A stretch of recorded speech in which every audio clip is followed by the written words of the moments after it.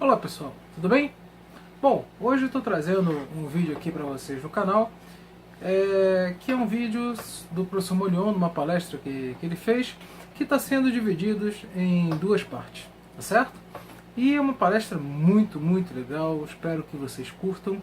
E claro, né, do professor Molion a gente tem que ouvir porque é respeitoso, né? O cara sabe muito, ele é uma das pessoas que eu admiro e aprendo muito com ele, tá certo?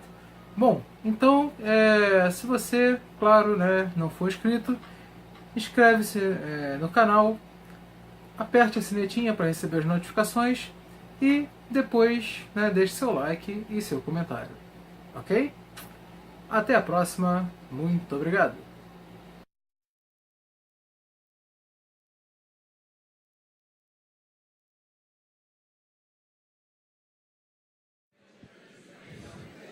Bom dia, é uma satisfação estar aqui com vocês e eu agradeço a comissão organizadora por me convidar, porque eu tenho uma posição totalmente contrária a essa que aparece na mídia. Vocês têm ouvido falar muito sobre aquecimento global. E como o secretário mencionou, seria de responsabilidade do ser humano, das suas atividades agropecuárias e da geração de energia, queimando petróleo e carvão mineral e liberando um carbono para a atmosfera nos dias de hoje, que tinha sido retirado do sistema há milhões de anos atrás.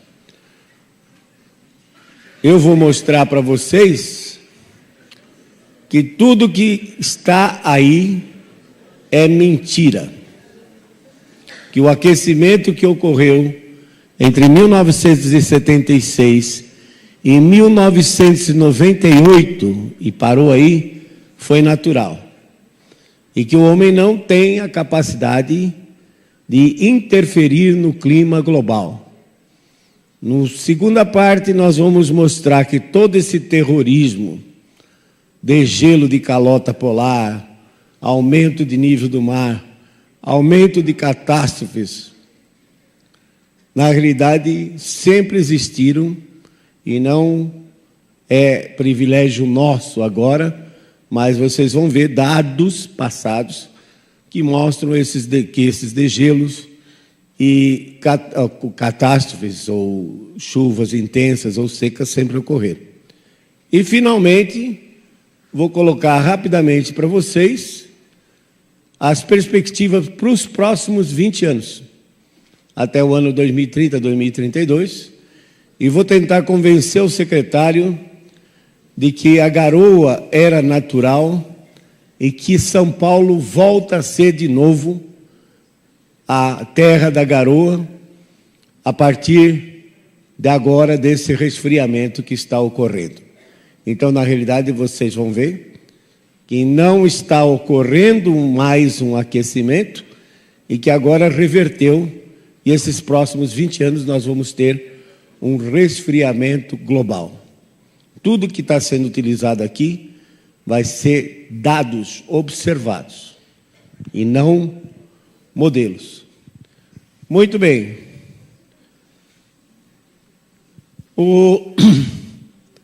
É importante que vocês saibam que nos 4,5 bilhões de anos de existência do planeta Terra, o clima sempre foi variável, naturalmente variável. Aliás, eu costumo dizer que a maior constância do clima é ser variável. Essa é a grande característica que o clima tem. Os termômetros, eles passaram a existir a partir de Galileu, no século XVI.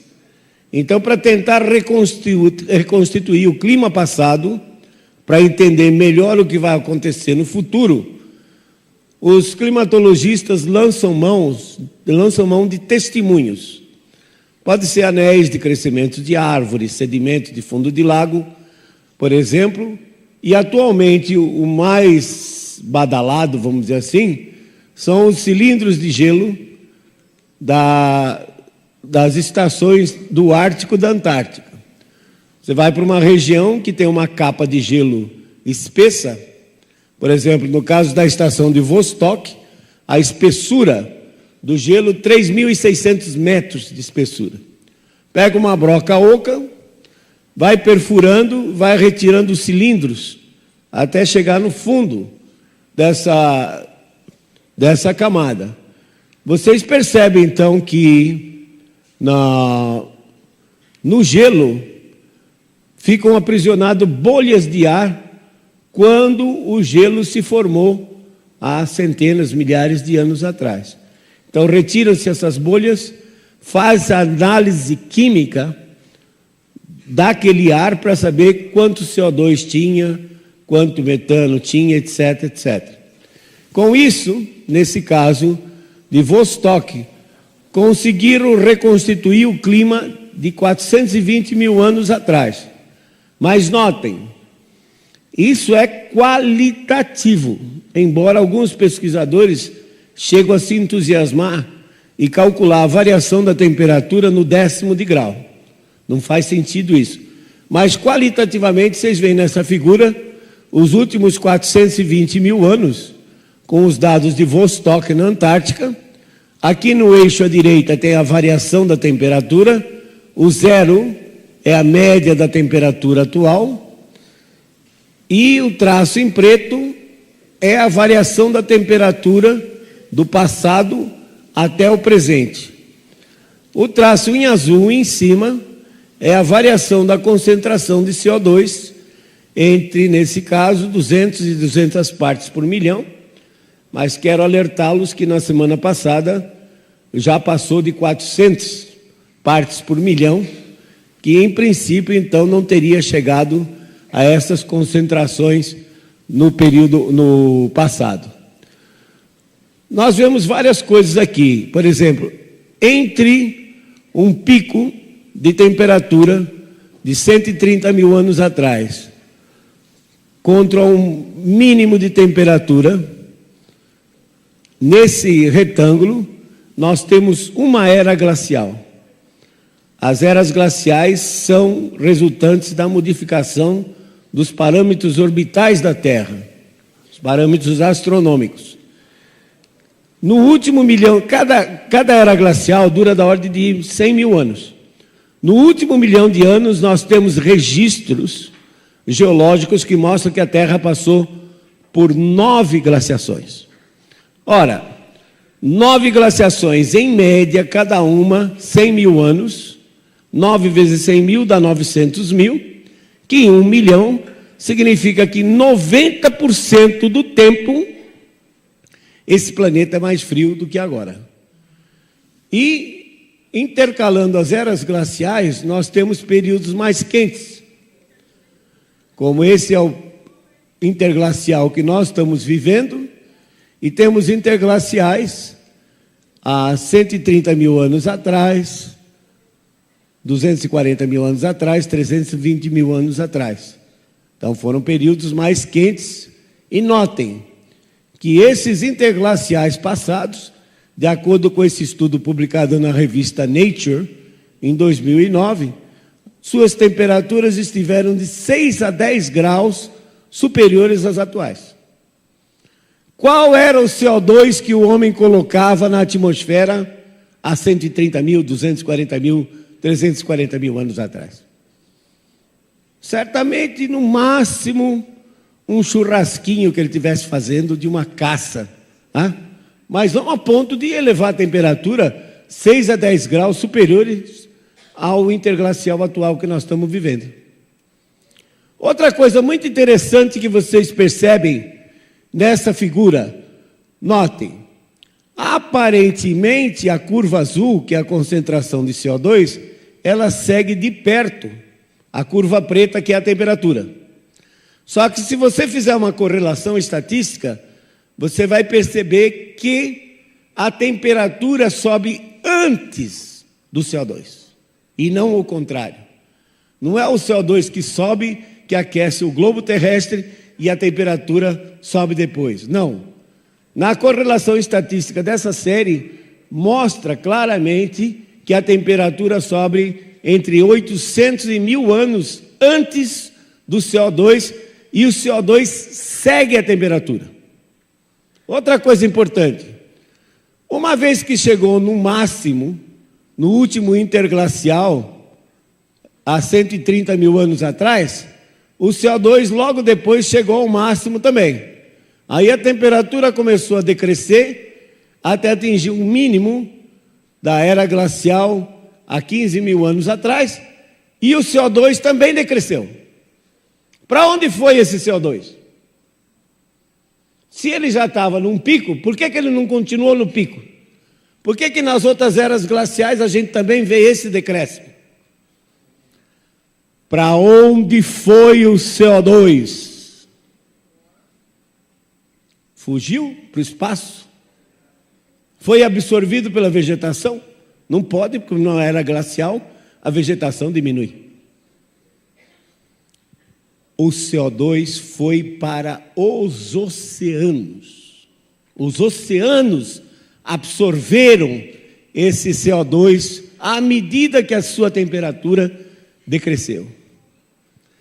E isso é um fato tão comum, um princípio físico tão comum na vida de vocês, que vocês nem percebem ele. No dia a dia. Exemplo, as bebidas gasosas. Muita gente prefere, por causa da lei seca agora, tomar refrigerante. Eu ainda prefiro cerveja. Então, quando você vai para o boteco, que o garçom chega e você ouve aquele ploc, você já devia ficar com a consciência pesada, porque você está liberando o CO2 e contribuindo para o aquecimento global. Aí coloca-se a cerveja no copo e você percebe aquelas bolinhas subindo. O que é aquilo? Gás carbônico. Mas se a cerveja não é bebida e fica ali, num cantinho, o líquido vai começar a sua temperatura vai subir até se igualar com o ambiente. De repente você olha, não tem mais bolinhas na cerveja.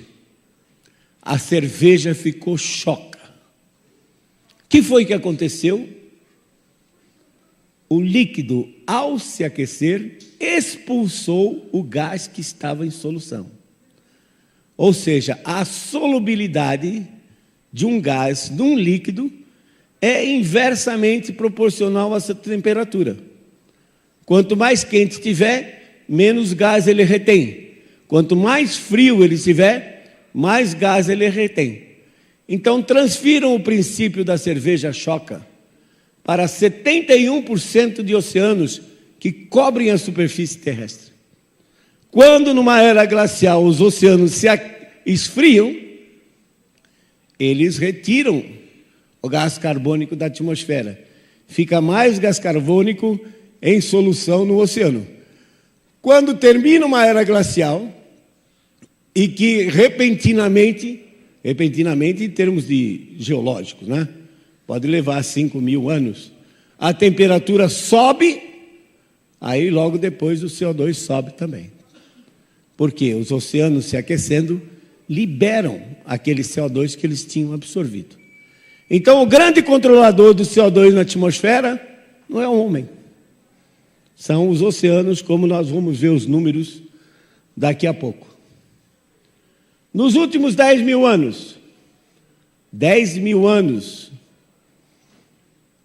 é o chamado Holoceno, esse período quente interglacial que nós estamos vivendo, e que é um tempo minúsculo se eu levar em consideração que o planeta tem 4,5 bilhões de anos de existência. Mas toda a humanidade, tudo que nós conhecemos das nossas civilizações, estão contidas nesses últimos 10.000 anos.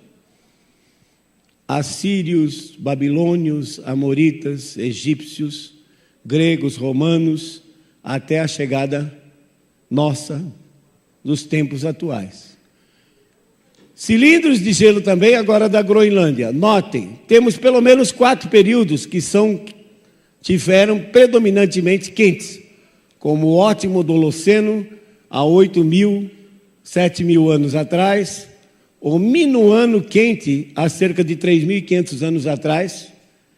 Minuano é a civilização que viveu na ilha de Creta, no Mediterrâneo, e que deu origem à Era do Bronze. O período romano quente, de 500 a.C. até mais ou menos 300 depois de Cristo, que permitiu aos romanos dominarem toda a Europa e o Oriente Médio durante quase 800 anos.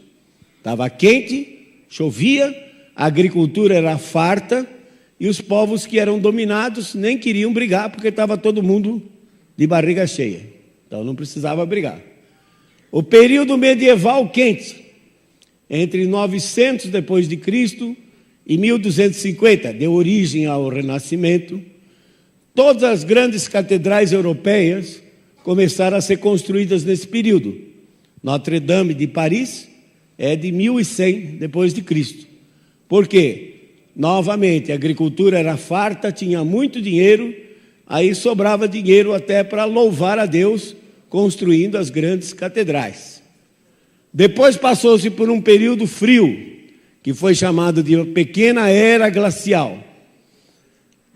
Para vocês terem uma ideia, foi entre aproximadamente 1350 e, na minha opinião, até o início do século XX. Foi um período de frustrações de safra. A população estava faminta, não tinha o que comer. Resultado, organismos debilitados permitiram que pestes como a peste negra, por exemplo, segundo os dados históricos, tivessem dizimado cerca de 70 milhões de pessoas ao longo desses 600 anos. Período de grandes distúrbios sociais, porque o povo estava com fome.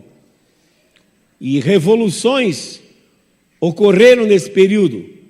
A mais famosa é a Revolução Francesa de 1789, que depois desencadeou uma série de revoluções entre outros países. Por exemplo, na América do Sul, todos os países proclamaram a sua independência a partir do início do século XIX.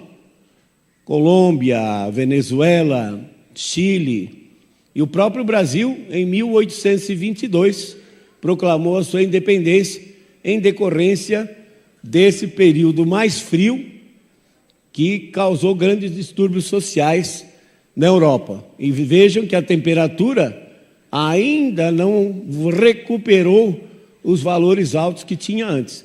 E a linha verde é a linha da tendência que mostra que está esfriando a longo prazo. Quer dizer isso? Quer dizer que a última era glacial, de acordo com os geólogos, terminou há 15 mil anos atrás. Cada interglacial dura da ordem de 10 a 12 mil anos.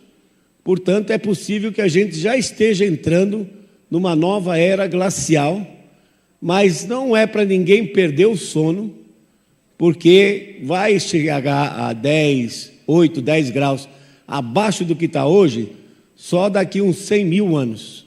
Então, quando chegar o tempo, quem estiver vivo, que resolva, né? Nos últimos 130 anos, nós já temos dados de termômetro. E eu gosto de mostrar isso ao Ártico, porque o Ártico está sempre em questão, está sempre na mídia. Notem, isso são dados de temperatura, fonte dos dados, Universidade de East Anglia, Unidade de Pesquisa do Clima, Climate Research Unit, comandada pelo Dr. Phil Jones. São 8 estações, a média de 8 estações entre 1880 e 2004. Notem, com o CO2 menor do que 300 ppm, entre 1920 e 1940, houve um salto de mais de 4 graus na temperatura do Ártico. A concentração de CO2 estava baixa. Como é que eu vou explicar isso com o aumento de CO2? Quanto CO2 o homem colocava na atmosfera nesse período? Muito pouco.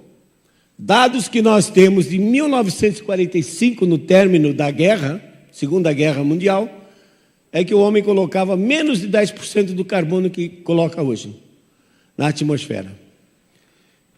E depois da guerra, como os aliados venceram a guerra, eles tomaram as indústrias dos países do eixo, Japão, Itália, Alemanha. E aí começou uma globalização, a industrialização se acelerou, foi necessário gerar mais energia elétrica, queimar mais petróleo e carvão, aumentaram as emissões e o que aconteceu? A temperatura decresceu até metade da década de 70. Quer dizer, vejam, aumentaram as emissões e a temperatura, ao invés de aumentar, diminuiu. O que mostra que realmente a temperatura não tem nada a ver com a concentração de CO2, tanto assim que até hoje o Ártico não recuperou os mesmos valores que tinha no final da década de 30, no início da década de 40. E não precisa ir muito longe, não. Aqui perto mesmo, Assunção, no Paraguai, vocês notam, a fonte dos dados aqui é o GISTEMP da NASA, vocês podem entrar no Google, pegar o GISTEMP e ir para lá e baixar a série de dados e fazer exatamente o que eu fiz. Eu escolhi Assunção, no Paraguai, que mostra que as temperaturas mais elevadas foram na década de 30, na década de 40, e que de lá para cá a temperatura tem diminuído e não aumentado. Portanto, o aquecimento que ocorreu foi localizado e não foi global. Dados de satélite estão operacionais desde 1979. Os satélites são interessantes porque os termômetros estão em cima dos continentes, mas os satélites enxergam os continentes e os oceanos. Então, as médias feitas por satélite são mais confiáveis do que simplesmente fazer as médias pelos termômetros. Que mostra aqui que praticamente nesses últimos 30 anos a temperatura não variou. Sobe um pouquinho, desce, sobe um pouquinho, desce. Nos últimos 10 anos, parece que tem havido uma tendência de decréscimo, mas 10 anos é muito pouco em termos de clima. Tem picos como esse, por exemplo. Esse é o famoso El Niño, de 97 e 98. Vocês sabem que El Niño é o aquecimento do Pacífico, do Oceano Pacífico Equatorial. Grandes áreas, 30, 40 milhões de quilômetros quadrados, ficam com temperaturas muito altas, 5, 6 graus acima da média, e aí o Pacífico libera grandes quantidades de calor para a atmosfera e faz com que a temperatura média global aumente, nesse caso de 97 e 98, chegou a ficar 1 grau acima da média. Se eu eliminar isso da minha série, então a temperatura praticamente fica estável nesses últimos 30 anos. Então, por que é que o cidadão tem a impressão de que o globo está se aquecendo? E se você conversar com qualquer pessoa com mais idade, 60, 70 anos, ele vai dizer que hoje faz muito mais calor do que fazia antigamente. A razão é que o homem hoje vive nas cidades. De acordo com o último censo do IBGE, aproximadamente 85% da população do Brasil vive nas cidades. No mundo já é um fenômeno, 55% da população vive nas cidades. E o microclima urbano é totalmente diferente dos outros microclimas. E dá para explicar isso fisicamente, dizendo o seguinte: o saldo de energia radiante disponível, normalmente ele é dividido em evaporação da água e aquecimento do ar. Nós chamamos isso de calor latente e esse aqui de calor sensível. Na Amazônia, por exemplo, 80% dessa energia radiante disponível vai para evaporar água e apenas 20% para aquecer o ar. Numa cidade como São Paulo, não tem água para evaporar. A água da chuva cai, encontra o solo impermeabilizado pelo asfalto, pelos edifícios, escorre e vai embora. E aí o que acontece é que toda a energia radiante disponível vai aquecer o ar, os edifícios, de tal forma que a cidade de São Paulo, por exemplo, no pico de radiação solar, ao meio-dia, ela pode apresentar temperaturas 5, 6, 10 graus acima, por exemplo, da Serra da Cantareira. Porque não tem água para evaporar e esse calor é usado todo para aquecer o ar. Então, o que o cidadão sente no microclima da cidade é um microclima hoje mais aquecido por causa da urbanização. É um efeito local e ele não se propaga globalmente.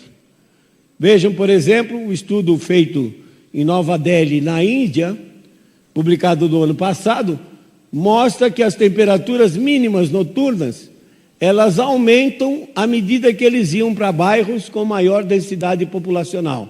Quer dizer, quanto mais gente tiver vivendo por quilômetro quadrado, maior é a temperatura. Aqui, no gráfico desses pesquisadores, mostra, então, variações de até 5 graus dentro da própria cidade em função da densidade populacional. Assim, o efeito de ilha de calor urbano, como é chamado, ele é que dá a sensação de que o clima está mais aquecido. Globalmente, não há evidências. Finalmente, depois de várias décadas de discussão, e eu digo isso porque a primeira palestra que eu fiz contra o aquecimento global antropogênico foi a convite do professor Kinechiro Sugio, em setembro de 1989. Eu estou há 24 anos nessa cruzada contra o aquecimento global antropogênico e só agora os jornais ingleses começam a reconhecer que tem alguma coisa de errado. Jornal The Economist, de 30 de março de 2013, coisa de 2 meses atrás, diz que que está acontecendo? As suas projeções eram 1 grau e meio acima, e a realidade está aqui embaixo. E o CO2 continua crescendo. O próprio serviço meteorológico inglês aqui, Met Office, reportou que global warming stopped 16 years ago, ou seja, o aquecimento global parou há 16 anos atrás. 1997 a temperatura estava meio grau, 2012 a temperatura está meio grau acima da média. Então, os próprios ingleses, que sempre foram grandes defensores do aquecimento global antropogênico, começam agora a reconhecer que não está havendo aquecimento nenhum e que a temperatura está estável. E uma coisa muito importante, também o jornal The Economist, de 16 de abril de 2013, o Parlamento Europeu rejeitou por 334 votos a 315 o apoio ao sistema de comércio de carbono. Quer dizer, o que era esse comércio de carbono? Eu estou poluindo, tenho direito a 100 toneladas e estou poluindo jogando 150. O secretário Cido teria direito também a 100 toneladas, só que ele só está jogando 50. Então eu chego para ele e digo: Cido, compra as suas 50 toneladas e te pago tanto. Quer dizer, qual é a preocupação ambiental? Quer dizer, no fundo, se ele tinha direito a 100 e eu também, eu estava jogando 150 e ele só 50, por que então comprar dele para eu empatar com ele? Quer dizer, isso é ridículo. Não existe preocupação ambiental nenhuma. O resultado é o seguinte, que a tonelada de carbono chegou a custar quase 40 euros, 100 reais ou quase, por tonelada. E hoje está em 2,46. Vejam a queda tremenda que houve, e de acordo com a União dos Bancos Suíços, que é um dos maiores bancos do mundo, do relatório que eles fizeram aos seus clientes, acionistas, no final do ano passado, o relatório diz que a comunidade europeia perdeu, nesse sistema de comércio de carbono, 287 bilhões de dólares. Jogaram fora. Aí você vê o resultado do que é investir em algo que não tem retorno. Portugal, Espanha, Grécia, França, Itália, todo mundo quebrado. E a Alemanha agora, no primeiro trimestre desse ano, conseguiu um mero 0,1% de incremento no seu produto interno bruto. 0,1%. E os outros países europeus, todos negativos. Por quê? Porque estão jogando dinheiro em coisa que não dá retorno algum e que não vai modificar o clima. Por que não vai modificar o clima? Ponho na cabeça de vocês que CO2 não controla o clima global.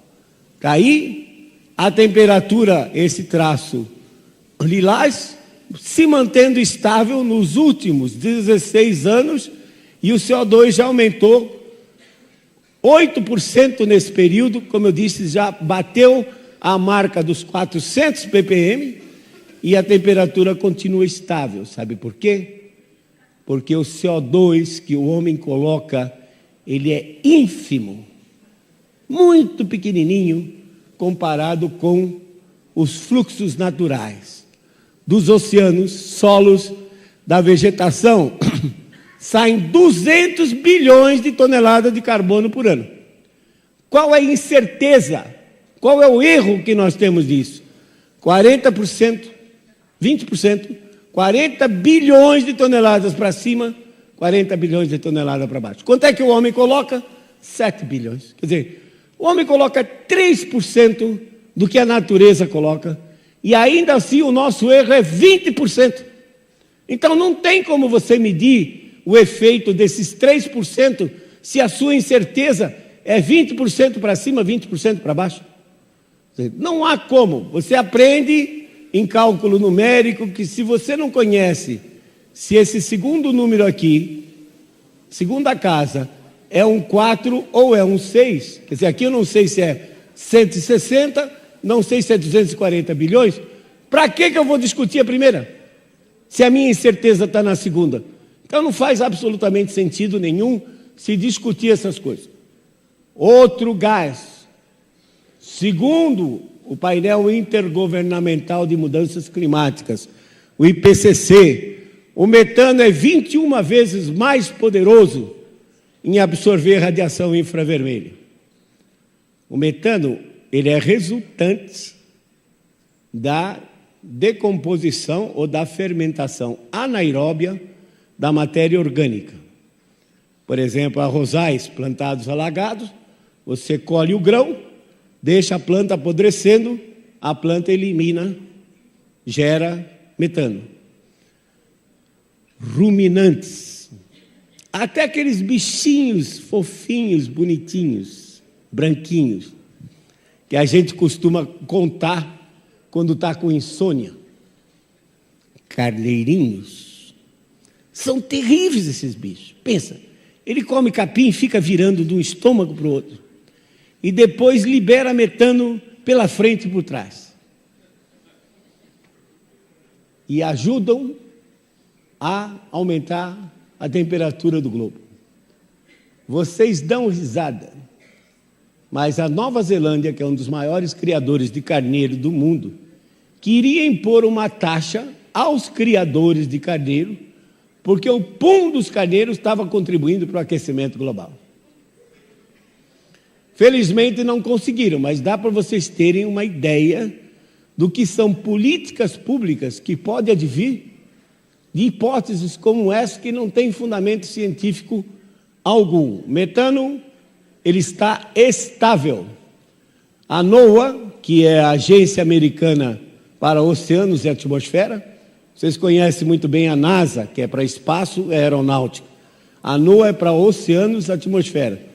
Ela tem uma rede mundial, e se vocês entrarem na internet, esse gráfico está feito aqui em partes por bilhão. Na realidade, se eu colocar como, por exemplo, o CO2 é colocado em partes por milhão, eu tenho que dividir tudo isso aqui por 1000, e o gráfico fica mais ou menos como isso. Praticamente constante desde 1983. Nem os maiores especialistas que diziam que o metano estava aumentando por conta dos arrozais, por conta dos ruminantes, tá? Não sabe agora por que o metano se estabilizou. O fato é que o metano, que é teoricamente um gás poderoso de efeito estufa, parou de aumentar, muito embora os arrozais estejam aumentando em área e os ruminantes estejam crescendo na taxa de 17 milhões de cabeças por ano. O metano está estável, em alguns anos até com crescimento negativo. Gostaria de detalhar mais, mas não vou detalhar isso. Basta dizer para vocês, o efeito estufa, que seria aquela propriedade da atmosfera, então, de deixar passar a radiação solar aquecer a superfície emitir radiação infravermelha, e essa radiação ser absorvida por gases como o CO2, da maneira como o efeito estufa está descrito na literatura, ele fere as leis básicas da física, como conservação de energia. Só vou lhes dar um argumento, depois vocês podem entrar na internet e ler mais sobre isso. A nossa atmosfera ela é composta de 78% de oxigênio, de nitrogênio, 21% de oxigênio e 0,9% de argônio.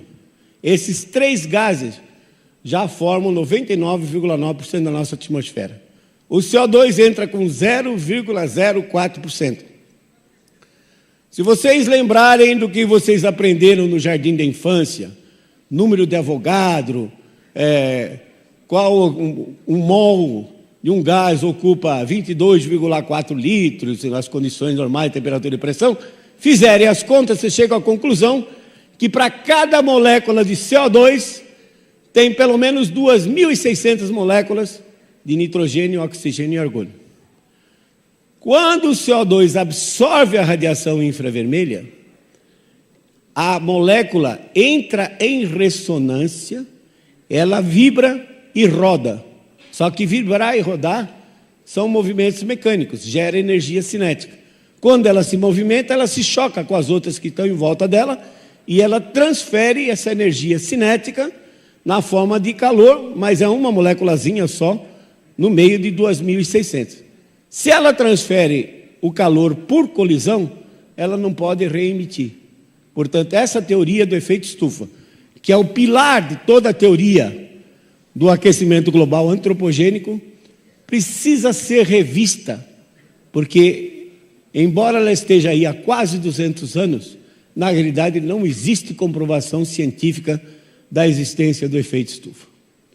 Então, por que o ar é quente, próximo da superfície? Sim, aqui embaixo, próximo da superfície, temperatura é 25, 30 graus.